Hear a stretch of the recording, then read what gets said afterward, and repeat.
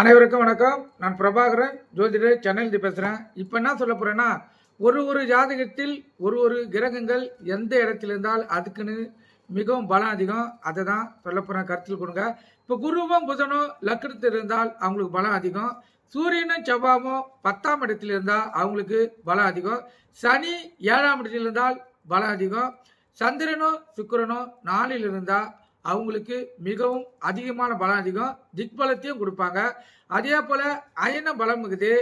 அயன பலம்னா என்பது கிரகங்கள் எந்த வகையில் சஞ்சாரம் செய்கிறது என்பதை குறிக்கும்.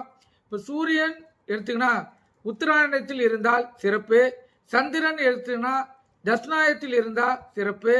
செவ்வாய், சனி, குரு, புதன் வக்கிர கதியில் இருந்தால் பூரண பலத்தை அந்த ஜாதகருக்கு தருவாங்க.